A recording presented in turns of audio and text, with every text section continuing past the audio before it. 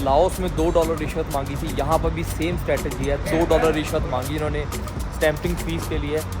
हालांकि मेरे दोस्त ने पे कर दी। फिर मेरे को कहता $2। मैं क्या वो पे कर चुका। कहता सॉरी फॉर दैट। मतलब ऐसे रिश्वत मांग रहे हैं कि इज्जत से दे दो रिश्वत। अगर आपने दे दिया तो मैं आपसे माफ़ी मांगता हूँ कि आपसे दोबारा मांगने की कोशिश करी मैंने। जब इनसे गलती हो जाएगी ना तो ऐसे प्रिटेंड करेंगे जैसे पता ही नहीं।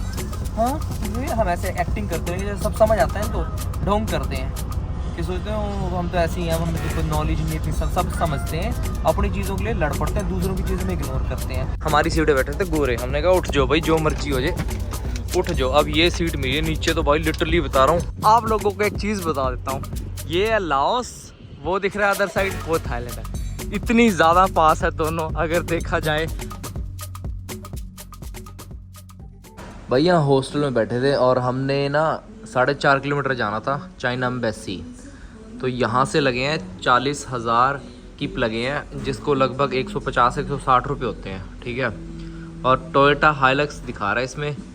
देख रहे हैं कितने सस्ते में आ सकती है। सोचा नहीं था, मुझे लगा कम से कम 400-500 लेकर। ये देखो नीचे लिखा हुआ है ना 40,000 कीप। अब देखो ज़रा हाइलक्स आती है कि नहीं, लिखा हुआ वाइट कलर टोयोटा हाइलक्स।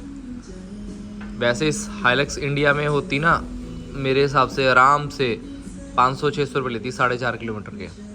ये गाड़ी आई है, ये देखो पुरानी टोयोटा हाइलक्स ट्रक भेज दिया है उन्होंने। इतने हम कमिंग यही है, ये नंबर है, यही है ट्रक। तो भाई ये देखो भाई, ये ट्रक भेजा इन्होंने।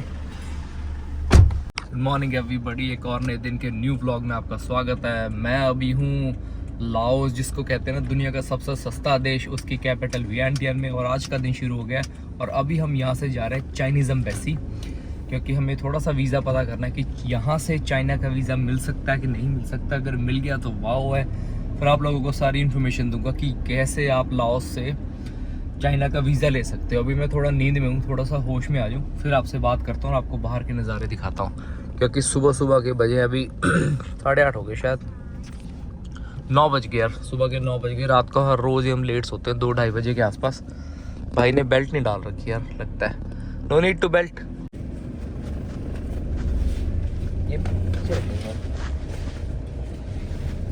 भाई ये ऐप है ना जो इन ड्राइव, इसमें क्या पता क्या सिस्टम है, आप ना अपनी मर्जी से ऑप्शन लगा सकते हो। जैसे इसमें लिखा था 57,000 डाला था मैंने, पहले 50 करा, फिर मैंने 40 कर दिया।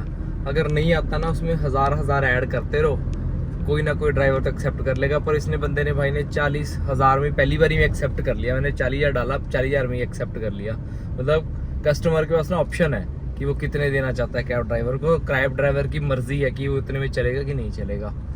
सुबह का टाइम है। यहाँ पर ना एक चीज़ है, दुकानें बहुत लेट खुलती हैं। ऐसा नहीं कि सारी दुकानें खुल के बैठ जाती हैं। देखो 9:30 होने वाले हैं, 9:23 हो गए। जैसे इंडिया में तो सुबह 7 बजे 8 बजे खोल के बैठ जाते हैं, यहाँ नहीं खोलते दुकानें। आराम से धीरे धीरे खोलेंगे और जल्दी बंद कर देते हैं। यहाँ पर भी दुकानें 7-7:30 बजे सब बंद हो जाता होता है। बस रेस्टोरेंट हो गए, मिनी मार्ट हो गए, जहाँ पे ग्रोसरी का सामान होता है, बस वही खुला होता है, बाकी सब बंद रहता है। भाई जैसे हमारे इंडिया में विक्स होती है ना, और सिर दर्द के लिए कोई बाम होता है, यहाँ पर ना ये लोग यूज़ करते हैं इसको, टाइगर बाम बोलते हैं।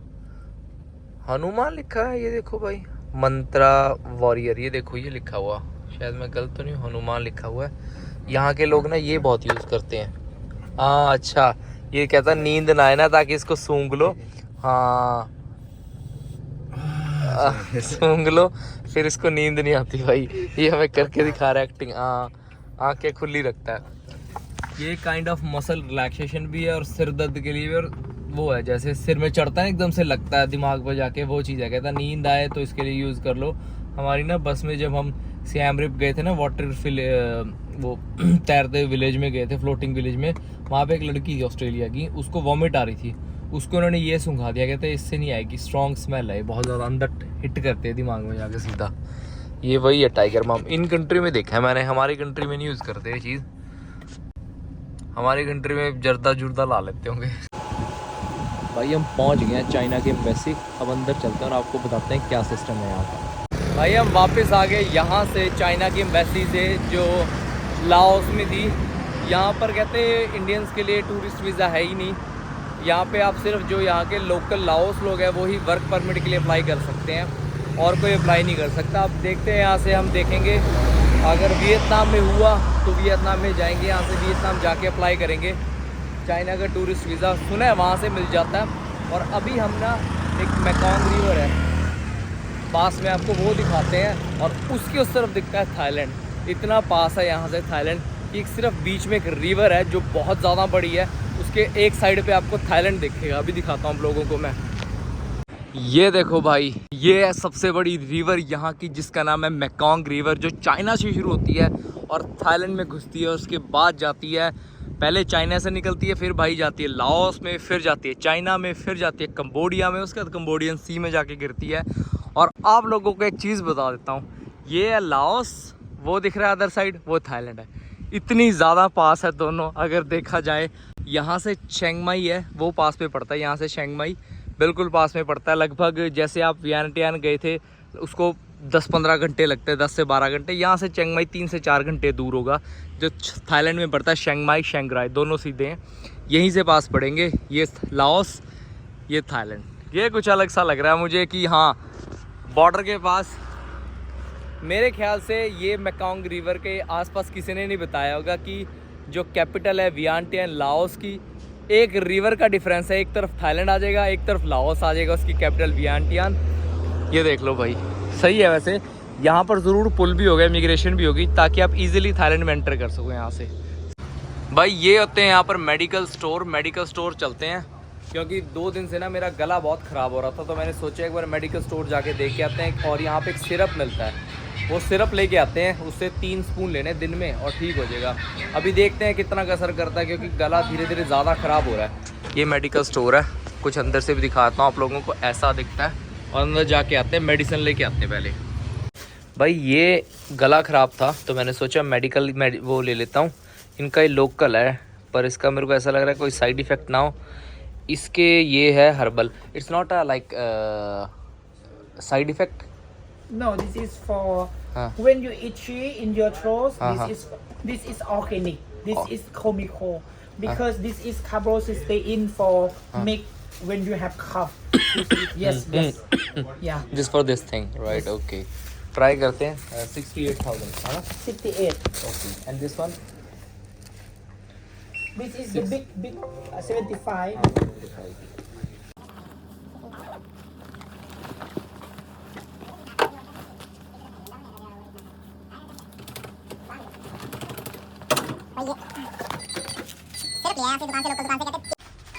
सिरप लिया है यहाँ से दुकान से, लोकल दुकान से, कहते 3 स्पून लेने से ठीक हो जाएगा। यहाँ ना जो पाक से था ना, मैंने हॉस्टल का पानी पी लिया था, वो इतना टेस्टी नहीं था। मतलब टेस्टी तो क्या ही हो ना, उसकी वजह से रिएक्ट हुआ सारा कुछ, ये तभी हुआ है। अदरवाइज़ बढ़िया ठीक ठाक चल रहा था। वो पानी पी लिया, मेरे हिसाब से वो फिल्टर्ड पानी नहीं होगा, उस करके ना गले में। मेडिकल अगर आप देखा जाओ ना, मेडिकल यहाँ पर महंगा ही है, इंडिया के कंपैरिजन तो बहुत महंगा है, पर यहाँ पे नेचुरल है। अब मैं कोशिश करूँगा यहाँ से जाता हूँ ना, नेचुरल चीज़ें लेके जाऊँगा यहाँ से, थोड़ी थोड़ी नेचुरल वो मेडिसिन होती है ना, जो वो होती है, वो लेके जाऊँगा। हम यहाँ के ना ग्रोसरी स्टोर पे आए थे और इन्होंने मुझे ग्लव्स दे दिए। तो ये यहाँ पर सब्जियाँ ऐसी रखी हैं, कुछ ड्राई फ्रूट है, जो फ्रूट्स को ड्राई कर रखा है, वो और चीज़ रखी है। कहते हैं ग्लव्स लो और खुद ही डाल लो इसमें से जितने आपको चाहिए। 1.5 लाख रुपए किलो के हिसाब से देंगे। हाँ, किलो का है 1.5 लाख का, मतलब ये हो गए, आप लगा लो 600 रुपये के, 600 रुपये के आसपास का हो गया सारा सामान। लेते हैं फटाफट, आपको बताते हैं कैसा है। नहीं आता। टोटल बिल बन रहा है भाई यहाँ पर 3 लाख की, यही हो गए 1 लाख की होते हैं भाई 1200 रुपये के आसपास बिल बन रहा है हमारा यहाँ पर। यहाँ के ना आपको ग्रोसरी स्टोर दिखा देता हूँ कैसे होते हैं, कि ग्रोसरी स्टोर में कितने कितने का सामान है और क्या क्या दिखता है। ये देखो भाई, ये है कुछ यहाँ का ग्रोसरी स्टोर, जहाँ पर सब कुछ देखने को मिलता है। इंडिया वाला सारा सामान ही मिलता है देखने को। ये देखो, इंडिया में कहीं यूज़ होता है चीज़ें, ये तो मुझे पता है, ये भी पता है। बीन्स हैं, मछली, टमाटर, पता नहीं क्या क्या रखा हुआ है, सॉसेज रखी है। चलो निकलते हैं यहाँ से आगे। भाई ये देख लो बिल इनका, लोकल लाओस की भाषा में लिखा हुआ है, कुछ भी समझ में आ रहा है क्या लिखा हुआ है। प्रोडक्ट डिस्क्रिप्शन लिखी है, पर आगे लाओस, और 1.5 लाख का बिल है। टोटल 3 लाख रुपए के आसपास बना है। यहाँ से हम जा रहे हैं वियतनाम की कैपिटल, जिसका नाम है हनोई जा रहे हैं। बस देखने के लिए निकले हैं। यहाँ की जो लोकल टिकट कह रहे हैं 8 लाख जो कीप है वो टिकट है। अभी जाके देखते हैं कि कितने की मिलती है और क्या प्राइस रहता है टिकट का। भाई ये है हमारा हॉस्टल और हम यहाँ से जा रहे हैं जो वियतनाम की हनोई सिटी है उसके लिए टैक्सी बुला लिया है। 88,000 कीप मांगे उसने। देखो ज़रा कब तक आती है टैक्सी, और फिर टैक्सी में निकलते हैं यहाँ। टैक्सी का वेट कर रहे हैं। सामान तो सारा बाहर निकाल के रख दिया मैंने, टैक्सी आ जाए फटाफट। इन ड्राइव ऐप से। और देखो इस ऐप में ना एक चीज़ और है, फ़ोटो भेज सकते हो आप कहाँ खड़े हो, वो बता देते हैं यहाँ खड़ा हूँ 5 मिनट वेट करो आ रहे हैं। मैंने कहा ओके भाई आ जाओ फिर। भाई ये गाड़ी आई है कुछ लेने के लिए, चाइनीज़ गाड़ी है, देखने में तो बड़ी ज़बरदस्त लग रही है। इस लड़की ने दरवाज़ा खोल दिया है। कैन बूट स्पेस के लिए बोलना पड़ेगा। टोयोटा की यार, ये तो इंडिया में नहीं आती। ZEP3 फटाफट चल बैठते हैं इसमें पहले, फिर बात करते हैं। अच्छा पहली बार देखी भाई कोई ऐसी गाड़ी खुलती है कोई। चलो ये हमारी ड्राइवर है। गाड़ियों में तो हम बहुत बैठे हैं, टैक्सियों में बहुत बैठे हैं, लैंड क्रूज़र में बैठे हैं, टोयोटा की कैमरे में बैठे हैं, पर जिस गाड़ी में आज बैठे हैं ना, मैं आज तक कभी ऐसी गाड़ी में नहीं बैठा। टेस्ला में बैठा हूँ दुबई में एक बार, पर मेरे को ऐसा लगता है टेस्ला से भी ज़्यादा एडवांस लग रही है देखने में। इसमें बहुत छोटे छोटे फीचर्स हैं, और देखो डैशबोर्ड कितना सुंदर बना रखा है इन्होंने इसका ना। काफ़ी अच्छी गाड़ी है, टोयोटा की गाड़ी है, फुली इलेक्ट्रिक है, पूरी बहुत अच्छी गाड़ी लग रही है। बैठने में भी कंफर्टेबल है, हालांकि मैं कंफर्टेबल नहीं बैठा हूँ, मैं थोड़ा सा आगे होके बैठा हूँ। इसको सेट करते हैं कहाँ से होती है। अच्छी गाड़ी यार। चलो पहुँचते हैं। लगभग हमें यहाँ से पहुँचने में लगेगा 15 से 20 मिनट लगेंगे। 11 किलोमीटर दिखा रहा है। 11 किलोमीटर है ना, 12 किलोमीटर है, 9 किलोमीटर है। चलो देखते हैं कब तक पहुँचते हैं, फिर पहुँच के वहीं मिलते हैं, और वहीं जाके टिकट बुक करवानी है आज हमने। ऑलमोस्ट टाइम हो गया 2:37 हो गए हैं। भाई ये पहुंच गए यहाँ पर बस स्टैंड पे, और इसको पैसे देते हैं फटाफट, फिर निकलते हैं आपसे। और दिखा तो बस स्टैंड कैसा, बाहर जाके दिखाता हूँ एक मिनट पहले। भाई ये कुछ ऐसा दिखता है बस स्टेशन, और चलते हैं अंदर। शेर लगा रखे हैं इन्होंने यहाँ पर, और यहाँ से देखते हैं हनोई की टिकट हमें यहाँ से मिलती है, कितने डॉलर की मिलती है। उसमें लिए 88,000, 90,000 रुपये लगा लो, 90,000 रुपये की लगभग 350 के आसपास रुपये लगे यहाँ तक पहुँचने के, क्योंकि 1 लाख बनते रहे 391, मतलब 300 साढ़े 300 के बीच में लगे होंगे यार। ये बस स्टैंड है, कुछ ऐसा दिखता है। ये लिखा हो यहाँ पर बसों का सारी कहाँ कहाँ जाती हैं। पार्क से तो लोकल दिख रही है मुझे तो सारी यहाँ पर ना, और डिपार्चर का टाइम दे रखा है। इन्फॉर्मेशन सेंटर से कोई नहीं दिख रहा है यहाँ पर। ये जाती होंगी इंटरनेशनल वाली, क्योंकि ज़्यादातर इंटरनेशनल होती है ना वो स्लीपिंग वाली होती हैं। भाई काउंटर बंद थे, तो हमने पीछे जाके पता करा कि यहाँ पर ना पीछे खुले हैं काउंटर, यहाँ से टिकट मिल सकती है।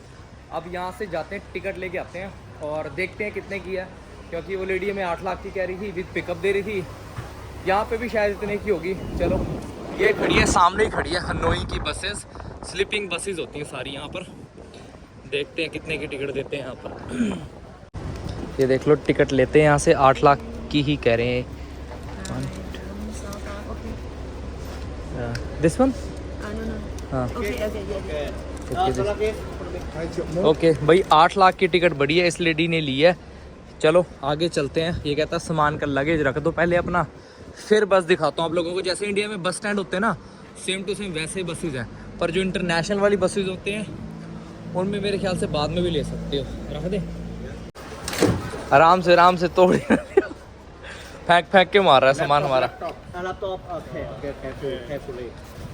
ऑनलाइन दिखा रहा था हमें 7.5 लाख रुपए वैसे कह रहा था, पर यहाँ आके पता लगा 8 लाख रुपए। मेरे को ऐसा लगता है बस टू बस वेरी करता है। जो अगर नई बस है तो 8 लाख लेगी।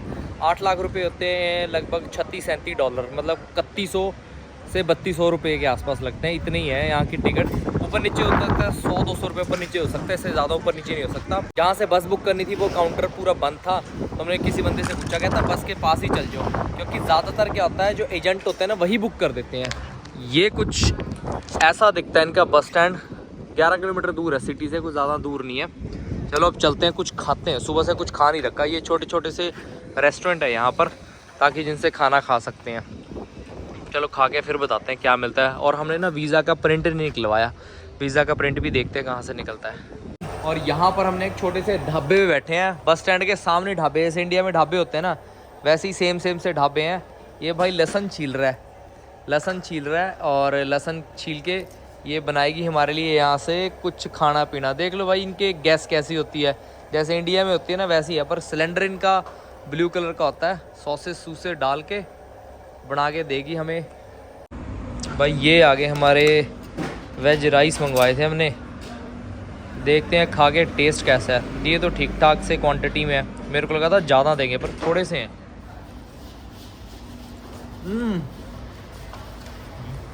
बहुत स्वाद है यार, बिल्कुल इंडिया जैसा टेस्ट आ रहा है, जैसे कहते हैं ना हाक्का नूडल, वैसा टेस्ट आ रहा है। स्पाइसी बनाए यार, कुछ ज़्यादा ही स्पाइसी बना दिए। चलो खाते हैं फटाफट। भाई ये बस और ये बस दोनों देखने में सेम ही लग रही थी। अभी हम इसमें चढ़ लिए थे, मैं कह यार बैग तो रखा नहीं, इसमें कहाँ है। देखो देखने में दोनों सेम कलर के, ये भी सेम कलर की। कंफ्यूज हो गए थे कि इसमें चढ़ना है, बैग तो इसमें रखा, मैं इसमें चढ़ना पड़ेगा। बंदा कहता है इसमें चढ़ना, ये जाएगी हनोई। शूज़ निकाल के भाई इसको देने पड़ेंगे, ये रखेगा इसके अंदर, हम ही रखने पड़ेंगे। Thank you. सी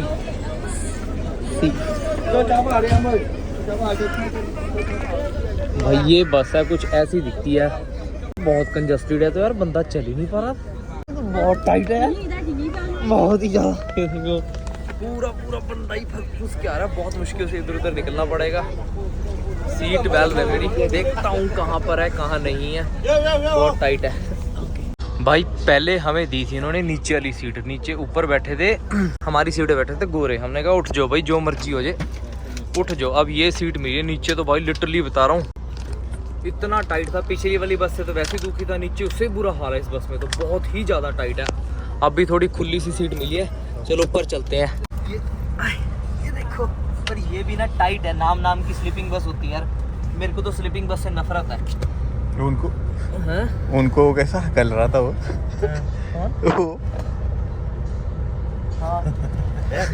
तो भाई बंदा आया, टिकटें कहाँ है, ये टिकटें संभाल लेते हैं। भाई बंदा आया उधर से हम ना नीचे लेट गए, मैं कहा बहुत साइट है, सीट देखी, सीट नंबर ऊपर है हमारा। उनको ना जो नीचे गोरे थे ना, नाम लूँगा तो उनको शक लगे हमारे बारे में बात कर रहे हैं, उनको ना डांटने लग गया, मैं उठो यहाँ से उठो, चीख मारने लग गया। वो बेचारे डर के हमारे नीचे चले गए, फिर कहते ब्रदर थोड़ा सा साइड हो जाए, थोड़ा सा साइड हो जाए ब्रदर, हम यहाँ सो जाएंगे। अब नीचे गए बेचारे हार मान के, फटाफट जाके ना बढ़िया सीट ले लेते हैं। इनकी ना एक आदत है, आपको बताता हूँ, ये ना जब इनसे गलती हो जाएगी ना तो ऐसे प्रिटेंड करेंगे जैसे पता ही नहीं, हाँ ये हम ऐसे एक्टिंग करते रहेंगे जैसे सब समझ आता है ना, तो ढोंग करते हैं कि सोचते हैं हम तो ऐसे ही हैं, हमें तो नॉलेज नहीं इतनी, सब समझते हैं, अपनी चीज़ों के लिए लड़ पड़ते हैं, दूसरों की चीज़ों में इग्नोर करते हैं। इसलिए लड़ो, कुछ नहीं बिगाड़ सकते, जब तक आपके पास पासपोर्ट आपका कोई कुछ नहीं बिगाड़ सकते इन कंट्री में, तो और इनके देश में भी कुछ नहीं बिगाड़ सकता। हम ऐसे ही डरते रहते हैं छोटी छोटी चीज़ों से। चलो यहाँ से पहुँचने में लगेंगे लगभग 12 घंटे, 700 किलोमीटर के आसपास है, 750 के आसपास, सुबह तक ही पहुँचेंगे जो पहुँचेंगे। तो होटल बुकिंग कर लिया और हम यहाँ से जा रहे हैं एक दूसरे देश में जिसका नाम है वियतनाम और उसकी कैपिटल है हनोई। ये सीधी बस हमें हनोई तक लेके जाएगी, फिर आगे चल के आपको बताते हैं। कुछ इंटरेस्टिंग सफ़र में रहा तो ज़रूर आते हैं। भाई बस चल पड़ी है अब, पर चली है आधा घंटा लेट, 6:01 पे, चलना था 5:30 बजे। अफ्रीका में तो सुना था कि बसें लेट होती हैं, भाई लाओस में भी बसें लेट होती हैं, यहाँ पे भी टाइम पे नहीं चलती, मेरे को लगता है रुकती भी जाएगी कहीं ना कहीं।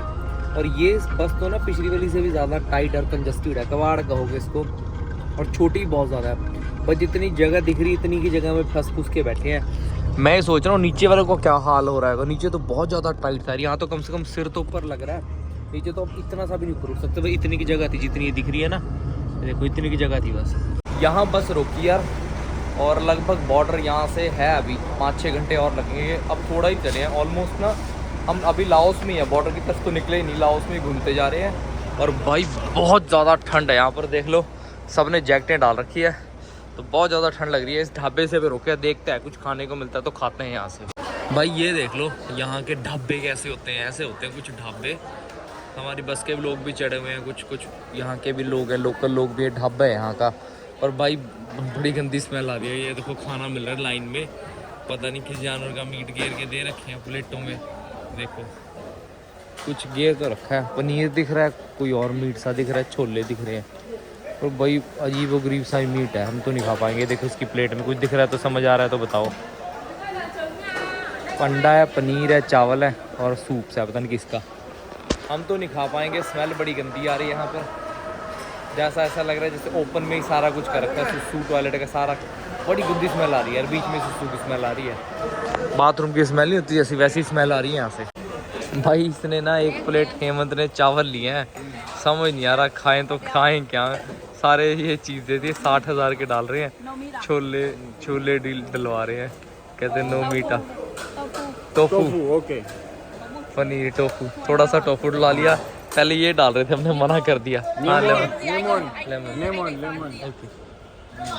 ये कहते हैं लेमन डाल दिया, ये दिया। भाई ये लिया है टोफू, लिया है थोड़ा सा, छोले लिए हैं, ये अंडा है और चावल है। 60,000 के पड़े, महंगे पड़े वैसे। 60,000 के महंगा पड़ा है, बहुत महंगे हैं। 60,000 के हिसाब से तो बहुत महंगा दिया इसने। ये लगभग भाई ये लगा लो आप 220-30 रुपये का ये सामान दिया। थोड़ा सा है वो भी। अगर ढाबों पे आते हो तो सोच समझ के खाना, बीफ बूफ भी खिला देते हैं, इनका कुछ भरोसा नहीं होता। भाषा इनको आती नहीं, जो इनके सामने पड़ा वही डाल के दे देते हैं। अफ्रीका में यही सिस्टम था। अफ्रीका में बस एक चीज़ है, उनको इंग्लिश आती थी। अच्छा ये क्या कहना चाहता है, ट्रांसलेट कर सकते थे। यहाँ पे तो ट्रांसलेट भी नहीं होता। भाई अभी मैं ना टॉयलेट में गया था, यहाँ के जो ढाबे पे रुके थे ना, इसके टॉयलेट में गया। टॉयलेट तो नॉर्मल टॉयलेट जैसे थे, पर हैरानी वाली बात पता क्या थी, इनके टॉयलेट तो ना इतने छोटे छोटे थे, मतलब मेरे गोडे तक आ रहे थे, इतने छोटे। क्यों थे? क्योंकि यहाँ के लोकल जो एवरेज हाइट है ना, वो 5 फुट 5 इंच है। जो एवरेज हाइट है लगभग या 5'3", 5'4" ऐसी सबकी हाइट है। लड़कियों की हाइट तो और भी ज़्यादा छोटी है। इस हिसाब से ना टॉयलेट भी इस हिसाब से डिज़ाइन कर रखे छोटे छोटे से, ताकि बहुत ज़्यादा छोटे थे। मतलब मेरे हिसाब से वो 3 फुट पे टॉयलेट बना रखे होंगे इनके, ऐसे इतने छोटे टॉयलेट थे यार वो। भाई सामने ये बॉर्डर दिख रहा होगा आप लोगों को, ये लाओस वाली साइड। अभी बस रुकी है, सुबह के टाइम हो गया 6:30। भाई बहुत ठंड है यार, बहुत ज़्यादा ठंड है, बोला भी नहीं चाह रहा, इतनी ठंड है भाई, बहुत ज़्यादा ठंड है। हाथ पैर काँप रहे हैं और हम टी शर्ट और निक्कर में हैं। भाई ये लाओस का तो बॉर्डर हो गया क्रॉस, एग्जिट स्टैम्प दे, जिन्होंने छोटा सा फॉर्म भराया। और भाई शिमला जितनी ठंड है, और निक्कर और टी शर्ट में हूँ, बहुत ज़्यादा ठंड है। लोगों ने जैकेट डाली है। ये दिख रहा है ना आपको, ये लाओस वाली साइड है, यहाँ से जो एग्जिट हो गया। अब वियतनाम की तरफ चलते हैं, वहाँ पे एंट्री स्टैंप लगनी है। अभी चलो फटाफट चलते हैं, ठंड के मारे मर गया। पूरी डिटेल में बताऊँगा बस में क्या क्या हुआ है। ये भाई बहुत सारे ट्रक खड़े हैं। और एक अब चीज़ बताता हूँ, पीछे ना चौंकी सी है, पासपोर्ट चेक कर रहे थे। मेरे को कहता है कोरियन, मैं कहता कोरियन कहाँ से लग रहा हूँ मैं? कहता I thought you are from Korea. Clean shave का आगे पहली बार सुना मैं कोरिया से दिखता हूँ। कोई एक दिन अफ्रीका में एक बंदा कहता आर यू चाइनीज़, मैंने कहा नहीं यार, ये बॉर्डर उस तरफ चलते हैं ऑलमोस्ट, और थोड़ा सा ही रह गया, यहाँ से वॉकिंग डिस्टेंस पे है। बफर जोन होता है ना, वो है बफर जोन। और दूसरा ना मैंने एक चीज़ देखी है भाई, इनको इकट्ठे बनाना चाहिए एग्जिट और एंट्री का। यार फ़ोन पकड़ा नहीं जा रहा, बहुत ठंडे हाथ जम रहे हैं। मुझे कहता टी शर्ट नहीं डाली, ठंडी लग रही। मैं कहा बैग के अंदर पड़ा सारा कुछ, अब नहीं कुछ डाल सकता, बस में पड़ा सारा सामान। ये देखो, ये रिवर है इन दोनों को, कंट्रियों को जो जोड़ता है। और नीचे पानी देखो कितना ज़्यादा साफ़ है, पत्थर तक दिख रहा है भाई, बड़ा ज़्यादा साफ़ है भाई। लिटरली बता रहा हूँ, पहाड़ों के बीच में है और रोंगटे देखो कैसे खड़े हैं हाथों के। इतनी ज़्यादा ठंड है ना, सोचा नहीं था मैंने। तो पूरा घना जंगल है, जैसे जंगल होता है ना वैसे है। और मेरे को सारे कह रहे हैं, कहता तेरे पास कपड़े नहीं है, तेरे पास जैकेट नहीं है। मैंने कहा क्या बताऊँ, सब कुछ बस में पड़ा, अब तो कुछ भी नहीं पड़ा। बहुत ठंड लग रही है यार, सोचा नहीं था। मेरे को लगा था नॉर्मल सा टेम्परेचर होगा। कहता जो हनोई सिटी है ना, उसमें टेम्परेचर नॉर्मल होगा, पर यहाँ पहाड़ों में ना टेम्परेचर बहुत ज़्यादा ठंडा है। रशिया पहुँचे भी नहीं, वैसी फीलिंग आनी शुरू होगी, पर बहुत ज़्यादा ठंड लग रही है। चलो बॉर्डर पता क्या हुआ था, रात को इन्होंने बस पहुँचा दी आसपास ही, यहाँ से मेरे ख्याल से 2 किलोमीटर दूर हो गए, बॉर्डर से खड़े होंगे। 11-12 बजे के आसपास पहुँच गए थे। 12-1 बजे के पहुँच गए होंगे, 12-1 बजे के आसपास पहुँच गए थे। सुबह 7 बजे तक बस खड़ी रखी, सारे सोए। इससे बेटर ये नहीं है कि भाई रात को लेट चल लो बस लेके, सुबह तक यहाँ पहुँच जाओ। 4 बजे वहाँ से चल दिए और यहाँ 11 बजे लाके खड़ी कर दी बस, और 7-8 घंटे लोग बस में ही सोते रहे। बड़ी मुश्किल अनकम्फर्टेबल बस थी, तो इससे सो भी नहीं पाए। और वैसे भी यार मेरे से बसों में सोया नहीं जाता, पता नहीं क्या दिक्कत है।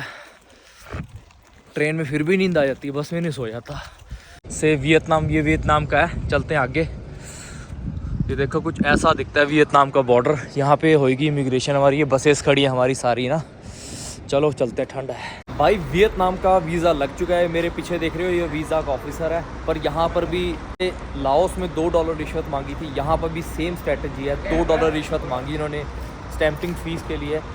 हालांकि मेरे दोस्त ने पे कर दी, फिर मेरे को कहता $2, मैं क्या वो पे कर चुका, कहता सॉरी फॉर दैट। मतलब ऐसे रिश्वत मांग रहे हैं कि इज्जत से दे दो रिश्वत, अगर आपने दे दिया तो मैं आपसे माफ़ी मांगता हूँ कि आपसे दोबारा मांगने की कोशिश करी मैंने। और उसको क्या कहते हैं, स्टैंपिंग फ़ीस है ये, पता नहीं किस बात की। वैसे तो सबको पता है, कहीं नहीं इनके ऑफिशियल पेज पे लिखा हुआ कि आपको $2 फ़ीस देनी है, कुछ नहीं दे रखा। लैंड बॉर्डर पे ना इतना ज़्यादा खुल जाते हैं, पैसे मांग लेते हैं, सरेआम ही हो रखा है। मेरे ख्याल से लाओस वालों ने इनको भी सिखा दिया, $2 फ़ीस लिया करो स्टैंपिंग की। और दूसरी चीज़ मैं आपको एक चीज़ और बताता हूँ, कुत्ता आ गया, काट ही ना ले कहीं। दूसरी चीज़ मैं आपको एक और बताता हूँ कि यहाँ पर क्या सिस्टम चल रहा है। ये क्या करते हैं, आप फ्लाइट से आते हो ना तब नहीं कुछ मांगे, क्योंकि वहाँ पे लगे हैं बड़े बड़े कैमरा, बड़े बड़े ऑफिसर हैं, तो रोड़ा पा देगा तो बहुत ज़्यादा बात फैल जाएगी। इंटरनेशनल टूरिस्ट मीडिया बहुत सारी चीज़ें आती हैं, वहाँ पे नहीं मांगेंगे, यहाँ पर जान पूछ के मांगते हैं, क्योंकि पता है कोई आना तो है नहीं इतनी ठंड में सुबह सुबह। इस करके स्ट्रेटजी होती है इनकी, हर एक से $2 ले रहे हैं, हमसे नहीं, कैनेडियन, अमेरिकन, ऑस्ट्रेलियन सबसे $2 लिए उन्होंने। ये कुछ ऐसा दिखता है ऑफिस। चलो अब बस का वेट करते हैं, बस थोड़ी देर में आती है, बस में निकलते हैं फिर। चलो भाई, सबसे पहले बस में आके बैठ गए। सबसे पहले इतनी ज़्यादा ठंड लग रही थी ना मेरे को, तो कल्ला मैं ही था पूरी बस में जो निक्कर और टी शर्ट में था, सबने कुछ ना कुछ डाला ही हुआ था। मैं कल्ला था, बहुत ठंड है भाई। टेम्परेचर अभी देखा मैंने, बाहर था 0, जब हम बाहर खड़े थे टेम्परेचर था उस टाइम पे 0, शायद अभी भी 0 ही होगा। दिखाता हूँ जो टेम्परेचर दिख जाए ना इसमें फ़ोन में, हाँ सनी है पर 0 लिखा आ रहा है। जहाँ से भाई हमने बॉर्डर क्रॉस करा था ना, उसका नाम था इसका नाम था नाम कैन बॉर्डर, और मैप पे नाम पाओ लिखा आ रहा है, वैसे नाम कैन बॉर्डर है। थक गए, इतनी देर के उठा रखे उन्होंने। अब थोड़ी देर में यहाँ से बस निकलेगी, फिर आपसे मिलते गए, रास्ते में रुके तो भूख भी लग रही है और फ्रेश भी होना अच्छे से। पहुँच गए हैं वियतनाम की कैपिटल हनोई में, और ये है मेरी ऑफिशियली एंट्री। वैसे कल रात को हो चुकी थी, और आज हम कैलकुलेट करेंगे, क्योंकि कल रात को हम बहुत बुरी तरह थके पड़े थे यार। वाकई में मेरे को लगा 7 घंटे का सफ़र है, 12 घंटे, लेकिन 24 घंटे लग गए यहाँ तक पहुँचने में। ऑलमोस्ट 24 घंटे लग गए, क्योंकि वहाँ 3:30 बजे पहुँचे थे, 3:48 हो गए हैं। ये मेरी 14th कंट्री, 14वीं कंट्री होगी है। इस साल मैं सोच रहा हूँ कि 50 के पार टपा दूँ। 50 तो नहीं हो पाएगा, एटलीस्ट 25 कंट्रियाँ, नई कंट्री एक्सप्लोर करेंगे। मुझे ज़्यादा शौक़ है थोड़ी ना ऐसी कंट्रियों में ट्रैवल करना जहाँ पर बहुत कम लोग ट्रैवल कर पाते हैं, पर उन कंट्रीज़ के वीज़े और ट्रांसपोर्ट सिस्टम बहुत मुश्किल से है। क्योंकि मैंने 1-2 कंट्रियाँ सोची है जहाँ तक आज तक कोई भी नहीं गया। जाएंगे आने वाले टाइम पे, वहाँ पे भी जाएंगे। ये देख लो, कुछ ऐसा दिखता है भाई हनोई, और कितनी बड़ी बिल्डिंग है यार। बस स्टैंड है ये, इनका बस स्टैंड है। यहाँ पे बस ने हमें छोड़ा, ये सामने खड़ी है बस। यहाँ पर जो लोकल करेंसी चलती है वियतनाम डोंग चलती है। जैसे अभी आपने देखा कीप थी लाओस में, यहाँ पर डोंग होती है। आपको सारी डिटेल बताऊंगा, एक बार पहले कुछ खा लें। कल दोपहर को खाया था चावल, बस उसके अलावा कुछ नहीं खा रखा। आज की दोपहर होगी भाई। ये बस स्टैंड है, यहाँ से ना लग्जरी बसें भी चलती है लाओस के लिए। और एग्जिट देखो क्या बना रखा है, एक बंदा एक ही बारी में निकल पाता है, दूसरा फंस ही जाएगा। Hello, how are you, what's your name? My name's Cha. Cha, where are you from? Hello, I'm from. Hello. Oh, okay. This is exit side. Okay. Thank you so much. Welcome. You're welcome. Thank you. I'm from India. Okay. Okay, see you. एक लड़की खड़ी थी, मेरी तरफ देख के इशारा करी थी। जब मैं ब्लॉग कर रहा था ना, तो हाथ से हिला रही थी। मैंने सोचा कैमरे में ले लेता, उसका खुद का मन होता है। भाई बाहर निकलते इतनी स्कूटर, सोचा ही नहीं था इतनी स्कूटर यार। ये देखो तो सही, जहाँ तक नज़र जा रही है उतनी ज़्यादा स्कूटरें भरी पड़ी हैं यहाँ पर। तो ये देखो कितनी सारी स्कूटरें। वैसे आपको बता देता हूँ, थाईलैंड हो गया, कंबोडिया हो गया, लाओस नाम की, ये जितने भी एशियन कंट्रीज है ना, एशियन अलग है, एशियंस अलग है। एशियन कंट्री है ना जितनी, इनमें पूरी दुनिया के 85% 2 व्हीलर यहीं पे चलते हैं, इन कंट्री में चलते हैं। ज़्यादातर बड़े से बड़ा काम लोग यहीं से करते हैं। गाड़ी होगी तब भी वो यही स्कूटर लेते रहते हैं। ज़्यादातर सबके मैंने देखा है, होंडा का ना मोपेड नहीं आता था पहले इंडिया में, वही मोपेड यूज़ करते हैं। अब तो होंडा के स्कूटर से भी आ गए, पर ये होंडा के मोपेड से यूज़ करते रहते हैं, जिस पे सामान भी आसानी से लेके जा सके इस करके ना। आफ्टर चाइना यार, वियतनाम एक सेकंड कंट्री बन चुका है जिसमें बड़ी बड़ी कंपनियों के ज़्यादातर प्रोडक्शन यहीं से होती है। अब तो एप्पल ने भी यहाँ पे बहुत सारा काम शिफ्ट कर दिया है अपना। ऑलमोस्ट 67% एप्पल ने यहाँ पर मूव कर दिया है। और नाइकी जो शूज़ बनाती है कंपनी, उसने भी यहाँ पर अपना मूव कर दिया, क्योंकि चाइना में प्रोडक्शन कॉस्ट बहुत महंगी हो गई है और यहाँ से ईजी टू ट्रांसपोर्ट रहता है, क्योंकि जो इसकी वेस्ट साइड है उसमें पूरा समुंदर लगता है, इस करके यहाँ से ईजिली ट्रांसपोर्ट हो सकता है। यहाँ ग्रैब बुक करी है, बाहर टैक्सी वाले ये लग रहा है 1 लाख डोंग मांग रहे हैं, मतलब मांग रहा था बंदा जिसने टैक्सी बुक करी है। और बस स्टेशन पे गेस करो कितने मांग रहे होंगे, 2 लाख, 3 लाख, 4 लाख डोंग मांग रहे थे, और ग्रैब से बुक करी है तो यहाँ पर 1 लाख डोंग में आ गया। इतना ज़्यादा टैक्सी वालों का कहर है, देख लो यार। मेरे ख्याल से तभी कहते हैं ना गोवा में टैक्सी माफिया बहुत आ गया, इस करके गोवा का टूरिज़्म कम हो गया। टैक्सी वालों की वजह से बहुत नुकसान होता है, लोगों को भी, टूरिस्टों को भी और होटल वालों को भी यार। चलो देखते हैं कब तक आती है, ये तो दिखा रहा है 5 मिनट में आएगी। ये आ गई हमारी ग्रैब ऐप और अब निकलते हैं यहाँ से, देखते हैं कितने किलोमीटर दिखाएगा, उस टाइम तो देखा नहीं।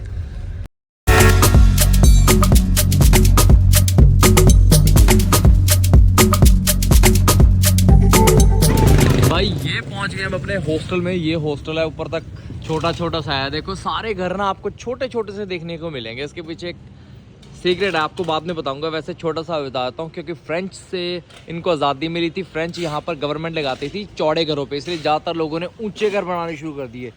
देखो कितने ऊंचे ऊंचे घर है, पर लेकिन कोई भी घर आपको चौड़ा नहीं मिलेगा, सारे पतले पतले से ही घर दिखेंगे। इतनी सी जगह पे ही 6-7 घर बना दिए देखो इन्होंने। और भाई इतना ट्रैफिक मैंने ज़िंदगी में कहीं नहीं देखा हो, कितना ज़्यादा ट्रैफिक है। हमें यहाँ तक पहुँचने में लगा लगभग आधा पौना घंटा लग गया, पौना घंटा लग गया होगा ना, पौना घंटा लग गया।